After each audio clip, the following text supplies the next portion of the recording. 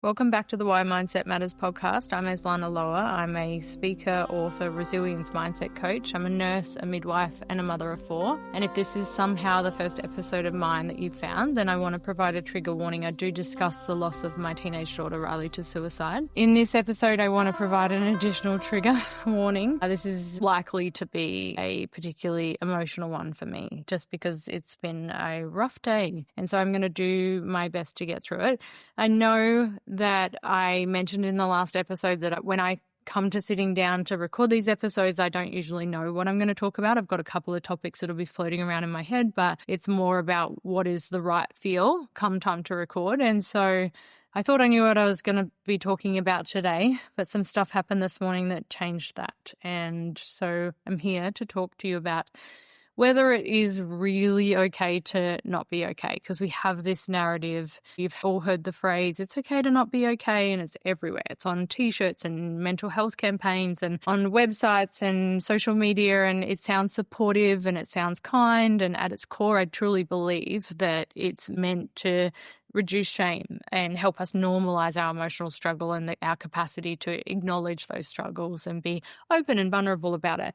But I'm going to be really honest with you. I don't think we've mastered it, and I'm not even sure I agree with it anymore, at least not in the way that we're currently using it. This morning, I went to my normal networking breakfast that's quite early on a Thursday, and then I had time allocated today as my podcast day. So it's not as simple as just recording, have to edit it and then upload it to the platforms. And it's a bit of a process, so I allocate time each week so that the week doesn't get away from me because I'm doing 2 episodes. And so I knew that that would be a part of my day. But after the networking thing, I took myself off to the gym and then for a coffee. And as I walked in to the shops, a teenage girl was coming towards me with a cart. She works in one of the food outlets, and she nearly ran into me.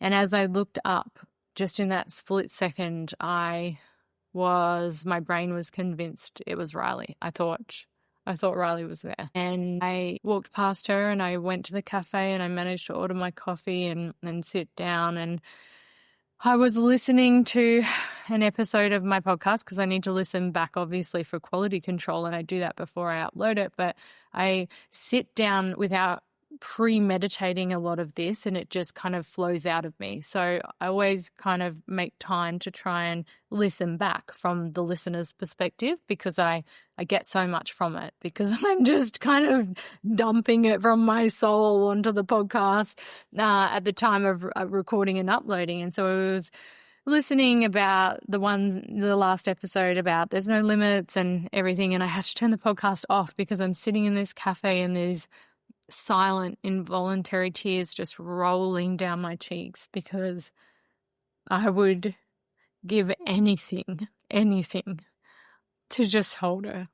I just want to hold her. I'm not being greedy. I'm not asking for a lifetime. I just want a moment with my baby. And I sat just crying quietly in this overwhelm of not okayness that was completely valid. And I had to turn the podcast off, and I'm sitting there just in this experience, processing how we get caught in this narrative where we try and send the message that it's okay to not be okay. But there's been a few times where I've thought, is it really okay to not be okay? Because we say it is, and it sounds nice, but when someone actually says, I'm not okay, if we think about what usually happens, we freeze, we fumble, we try to fix it, Our instinct as humans is to offer advice or encouragement or distraction or anything that's going to make the discomfort go away, and not just for the other person, the discomfort for us, ourselves, because we're trying to make it okay to not be okay, but we rarely expect it, because that's the nature of the beast of not being okay, is you don't always get warning. I thought I was just going for a coffee. I didn't realize that I would be so grossly impacted in this day becoming what it did, because my grief reared its ugly head as this visitor that just presented as so much sadness, so much. And I sat with it, realizing that so many times when I'm not okay, people's instinct is that it's to fix. And I talked in the last episode about how our ego wants to seek pleasure, and if it can't achieve pleasure, it at the very least wants comfort. It wants anything but discomfort. And so when we find ourselves in a situation of discomfort, our instinct is to quickly try and figure out what it requires of us to make the discomfort go away. And I don't just mean selfishly. I don't mean it's consciously selfish. I mean, like, we don't want to see the other person hurting either. So we're scrambling in an attempt to bring back that status quo. And I get it. It's human, and it's a human reaction. And what we're really doing, though, if we consider it this way, is sending the message that it's actually not okay that you're not okay, and I need to make this better now. And the truth is, a lot of us don't know how to hold space for pain. We want resolution, and we want happy outcomes, and we want it all tied up in a bow, and preferably within the time frame of this interaction, because I need to walk away feeling better than I currently do, and that I've somehow helped you feel better.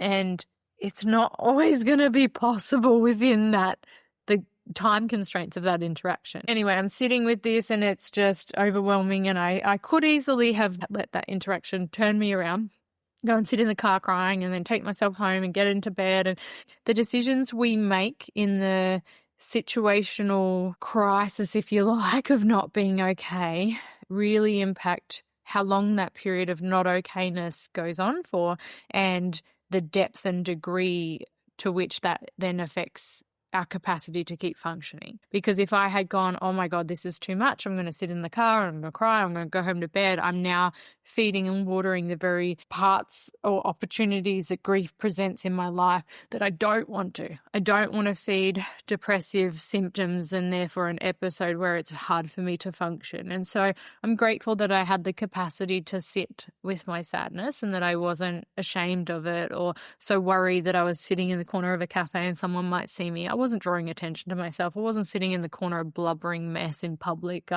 Nobody even noticed me. People don't pay the attention to us that our ego wants us to think that they do. And even if somebody had noticed, like me, wiping a couple of tears away, I'm sure it would have been met with compassion. And I think that that's something we could do better for ourselves, is the empathy and compassion and acceptance and encouragement and love and validation that we so easily afford others, even people we don't know, but we don't turn that with such ease towards ourselves. And after sitting with it long enough, and I was, well, I'm not going to say I was okay, but I wasn't still crying, I went to the car. I had to get petrol on the way home, and I'm trying to put the petrol in, hoping that the man across the other Bowser doesn't look at me because I look like I've been crying. And I go and pay, and I'm next door to a friend's shop, and I just went, I just need a fucking hug. I parked my car and I walked around to his workplace, and thankfully I didn't have any clients in there, and I walked in and was greeted, and I said, can I just have a hug? And he did. He hugged me and asked, am I okay? And I was just, through my tears again, said, I thought I saw Riley. And that was enough. Like, he just knew to hold space for me and to hug me that bit longer. And then his shop, it actually is a beautiful jewelry store where he handcrafts this jewelry anyway. So I was easily distracted by all of the shiny diamonds in there. And we had a really fun catch up after this embrace that my nervous system needed. Because I don't know if you know this or not, but if you physically and genuinely embrace or hold someone for at least 20 seconds, their brain can't help but release oxytocin, the love hormone, which is responsible for creating a sense of calm and connectedness, and it sends signals to our nervous system that all is well in our world. And I teach this in antenatal workshops because oxytocin is the love hormone. It's responsible for keeping us connected in our intimate and personal relationships, but it bonds us to our children when they're born. It creates the connection of friendships and that form so strongly. It's like I said, responsible for creating the connectedness that we all enjoy. One of the most invaluable and underrated ways is a hug, a genuine embrace with someone that lasts at least 20 seconds. And next time you're stressed or someone that you care about is, just hold them longer, hold them genuinely, and because you're giving them the gift, and feel them melt into your arms. The softness that comes with the release of oxytocin is invaluable. And I went there for a hug and had a great catch up and then left feeling so much better. It doesn't take away the sadness from my life, but it definitely made it easier for me to reside within my body because my nervous system wasn't running on complete fight or flight that was inducing these tears constantly. And so I knew that that was an invaluable interaction that was so easy to have but would have been easy to avoid, because had I let my grief, my sadness, or the feeling of this, is this going to be met? And don't get me wrong, I was a little bit apprehensive. I thought, is this the right thing to do? What if it's not met with the holding space that I need right now? But it was a risk I was willing to take with someone that I trusted was up to the challenge of holding space for my pain. And so I'm grateful that I did, but it led me to want to discuss this because I really think that a lot of us don't know how to hold space for pain. We want that resolution, like I said. We want happy endings and we want it all kind of just tidy. And life isn't tidy. Grief is not tidy. Grief is messy as fuck. And life is messy. And it's our willingness to be honest and vulnerable about the mess that actually really facilitates us being able to discover the beauty in it. Because at our core is a basic human need for connection. And when we're suffering, we often suffer in silence, or we self-isolate, or we avoid the very connection that we need in order to keep our head above water because we don't want to burden other people with our discomfort, or we've had that not okayness met with a tendency or an instinct to fix it, then it can lead us to be reluctant to share and be honest and vulnerable in the way that we need to, because we think, oh no, you're just going to try and fix this. And there potentially is no fixing it. And that needs to be okay. Because what I've learned from living in deep grief, and I won't say living through deep grief because you don't come through it, you just learn to live with it and carry it with you into a life that you ultimately love. And I speak so much about how much I love my life, how I'm the happiest I've ever been. And these are all true things. But what I reflected on this morning was I don't want to ever be put on a pedestal of someone thinking, oh, look, she's just nailing grief. The thing that I've learned by living in deep grief and coming to terms with the reality that it is of learning to live in grief simultaneously is that through trauma and loss and this unbearable silence of missing someone that you love, sometimes there's no fixing it.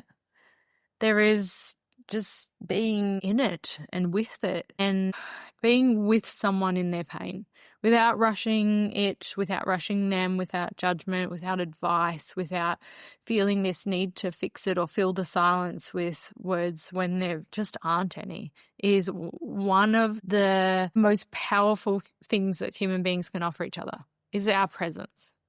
And so instead of just saying it's okay to not be okay, I think we could start practicing more of a narrative of it's okay to be honest. It's okay to not have the answers. It's okay to feel deeply and to not rush to escape it. Because not being okay doesn't mean that I'm broken. It means that I'm in a process. And life is a process. Grief is a process. It's a messy process, but with so much beauty in amongst it. Like I said, if we have the capacity to get really raw and honest and vulnerable about our mess, and that rawness and vulnerability and honesty needs to start with and to ourselves, I believe, because we kind of need a support culture, one where people can be seen in their mess without being made to feel like a burden, and no more quick fixes, just presence. And it got me thinking that how could this look?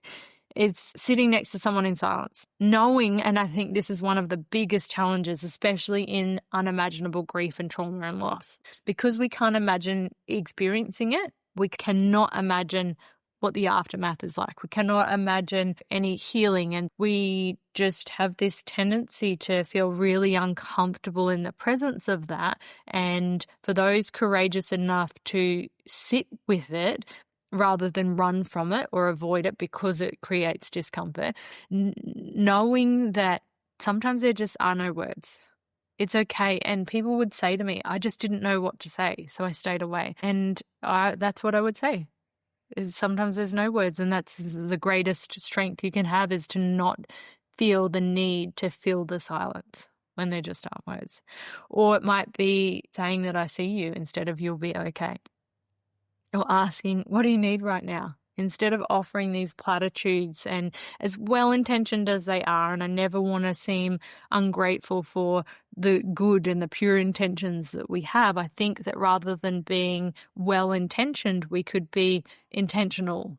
We could bring more emotional intelligence to the fact that, okay, sometimes there's no words, or sometimes the words are better to be, I see you, rather than you'll be okay, or, just bringing an awareness to the way that we show up so that we can facilitate holding space for people who are in pain. And for those of us who are the ones that are not okay, I just want to remind ourselves that I'm allowed to feel, you're allowed to feel, and that you don't have to be strong all the time. Man, I spend most of my life being strong, and not like in a way that I resent in any way. When I have these times or these days, it makes me realize how fucking strong I am, but also the strength in being vulnerable and honest with yourself, and just letting yourself sit with it, just letting the sadness be, because it's fucking sad. And it's one thing I think that I have done quite well for myself is it's okay to not be okay. I'm okay with not being okay. I really am. And I won't sugarcoat shit. I won't self-isolate. I don't hide my not okayness. I speak openly and honestly about wherever the fuck I sit in my grief. Because I would be doing a disservice to anyone who was willing to listen to this if all that it presented was some false fucking pretense of I've got my shit together and everything is always okay. And I never want the perception to be I'm the happiest I've ever been, and therefore I'm never fucking sad, or therefore I don't struggle. All things can be true and at once. And it's interesting because anyone outside of me would be able to acknowledge with so much empathy and compassion that yes, it's really fucking sad that you saw your daughter, or that you just want to hold her, or that any of this is even a reality. It's really fucking sad. And when I talk about her death, or a lot of my story since losing Riley, there will be tears, and that's a lot for people, but the tears don't need fixing, and they're not a situational crisis. They're more likely an acknowledgement of sadness for the previous version of myself as I reflect on what's happened and what I've come through. And I feel this sadness for that version of myself that was so convinced I wouldn't survive it. As I retell the story, the reason that I'm sad is that I remember the parts of me that were so convinced I could never put the pieces of my broken heart back together in any way that was survivable.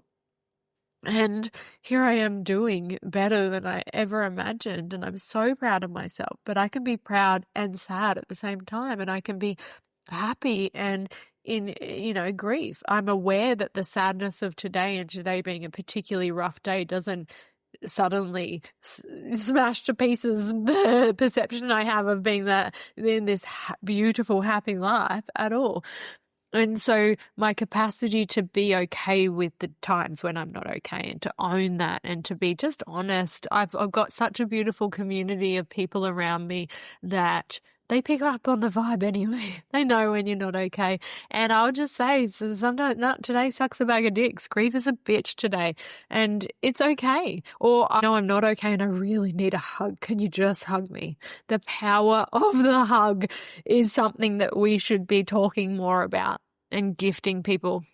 But honestly, I would also encourage people to always remember that you have no idea what anyone that you interact with is going through, because most days nobody would know that this pain is beneath the surface for me. I carry myself, and those who don't know me or haven't met me would have no idea that I'm hurting this much. So if you reflect on that and what I've been through, you also have no idea what that teenager at the checkout at Kmart or Big W is going through, or the person who's serving you your coffee, or whoever it is. Every single person that you interact with today, you can assume is going through a struggle of their own. And if we brought more compassion and awareness and emotional intelligence to our interactions, and the power of choosing kindness and just looking up, make eye contact, be kind, don't bark your order at them, just be kind, be the person who makes an imprint on their day just by how gentle or kind or present you were, because it's a safe assumption that those small acts of kindness will be potentially the biggest impact in that person's day. And we have so much power in how we carry ourselves to positively impact those that we interact with, because we don't know what they're struggling with, and the power of choosing kindness. But back onto my capacity to not be okay, I feel like I'm doing that well, but I wanted to make the point that how I believe that we get to a point where it is okay to not be okay is it starts with us. I truly believe that how we turn that into a truth is we create it as a truth for ourselves. Like I said, we spend so much of our lived experience looking outward and offering the good to all of those around us and in our life, but then we have such a struggle in offering that same version of whatever it is, validation, acceptance, empathy, compassion to ourselves. And we're trying to tell people outside of ourselves that it's okay to not be okay, but you haven't made it okay for yourself to not be okay. You can't actually offer anyone outside of you something that you're not currently offering yourself. It's like when the plane goes down, put your own mask on first. And so I believe the way we change the culture of our mental health and how we relate to it is by starting with ourselves and offering ourselves enough self-love that I get to a place where for me it is okay to not be okay. And there's no shame in that. It doesn't need fixing. And because then when I know what it feels like to sit with the discomfort of not being okay and know that I'm not broken, I'm living. And part of the lived experience is that things aren't always okay. And that is okay if we get to a place of self-love and acceptance and compassion that facilitates it being okay. And there is a difference between me acknowledging I'm not okay and that is okay, and me being in a situational crisis that requires mental health first aid. And I think that people don't realize there's a difference, particularly when you're dealing with or talking about the aftermath of trauma or significant loss or whatever it is. You're saying you're not okay. The common thing is, are you seeing someone? Are you seeing a counselor? And it's interesting how abrupt it can interrupt what feels like a genuine interaction when you go, oh, wait, what? You actually think I'm broken? You're trying to push me off to go see a professional when I'm just being vulnerable enough to admit that this part of my grief journey sucks a bag of dicks and I'm okay with it. I'm just saying that I'm not okay today. And it's this is the mess I was talking about. Grief is messy. Life is messy. And it's even so messy, it's hard to put the right words to it. So I hope I'm doing it justice, because there is a definite difference between saying I'm not okay, I really just need a hug or someone to hold space for my pain without needing to fix it or facilitate me feeling shame because I've admitted it, and me being, as I said, in a situational crisis where I actually need to go and access help with urgency, because I haven't been sleeping very well at the moment. It's part of the PTSD is reliving her death. most nights, and then I don't sleep well, and so that's a lot. But it's part of my PTSD, and that alone doesn't require me to rush off and re-engage with a counsellor. If it was ongoing and then affecting my quality of life or my capacity to feel positive emotions or to, keep functioning at the level that I feel is exceptional, then 100% I would be off re-engaging. But sometimes that's just part of it. And that's a lot for people to hear because they go, our instinct again, just fix and protect is, are you seeing someone? Well, in this moment, I'm good. Like the not okayness of my life is actually okay. And so I would encourage us to step backwards and have a wider view of what it means and what it looks like for somebody to say, I'm not okay. And is this person saying, I'm in a situational crisis that requires mental health first aid, and that's what I'm crying out for help for, or I'm asking for advice or referral, or are they just acknowledging that in this moment, I'm not okay and I need that to be okay? And part of the way that I make that okay for myself is this connection I'm trying to facilitate by being vulnerable and honest with you, and it needs the space held, whether that's via a hug, whether that is just by sitting with me, or whether it's by some kind of acknowledgement of I see you.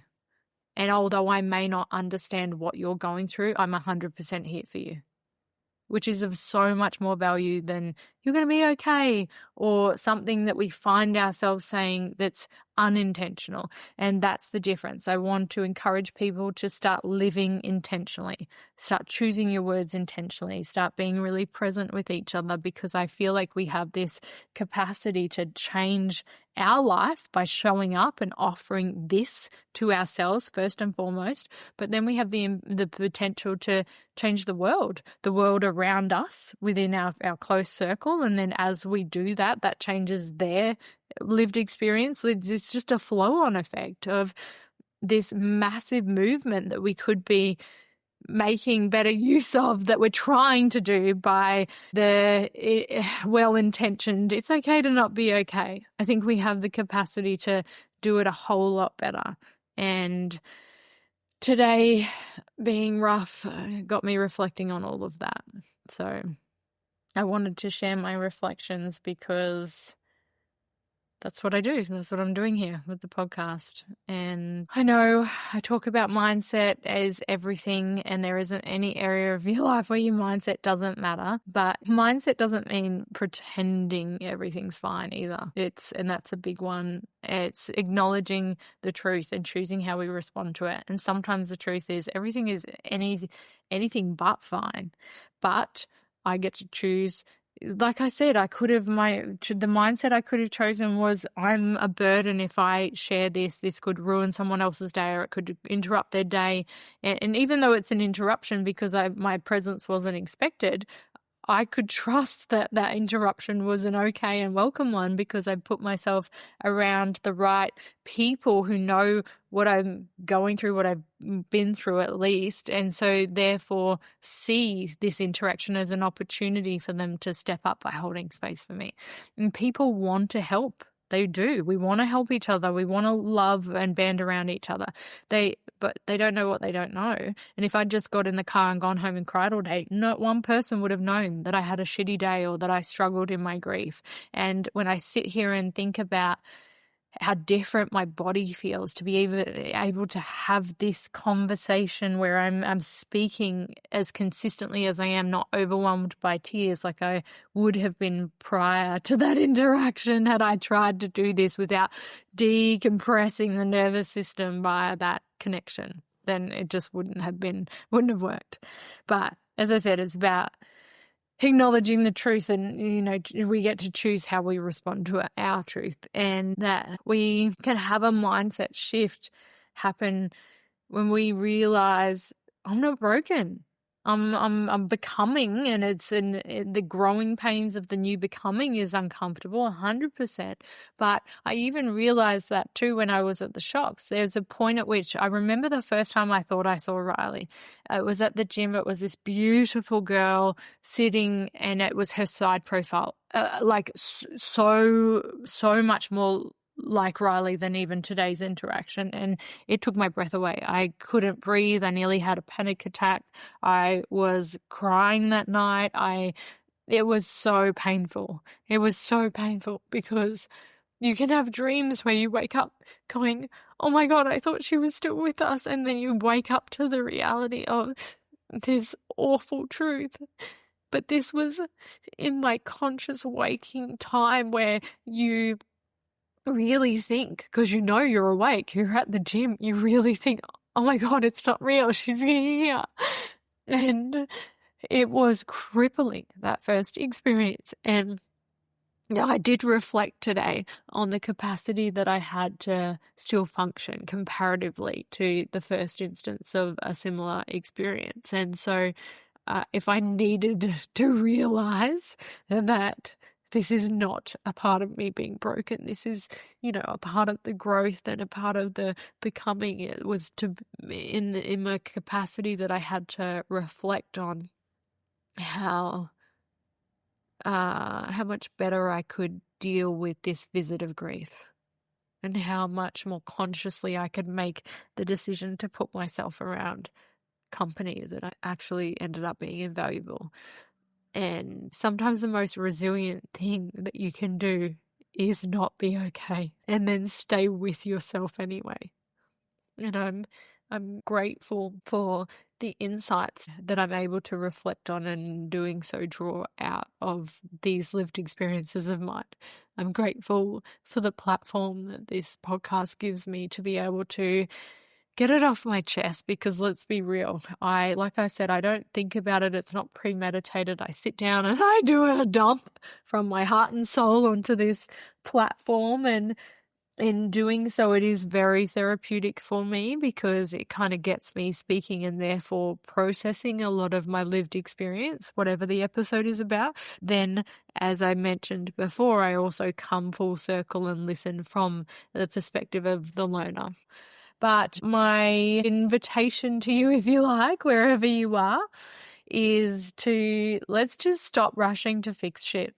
Let's stop faking being fine, and just let's start feeling again, without shame, without apology, just maybe because it's not about whether it's okay to not be okay.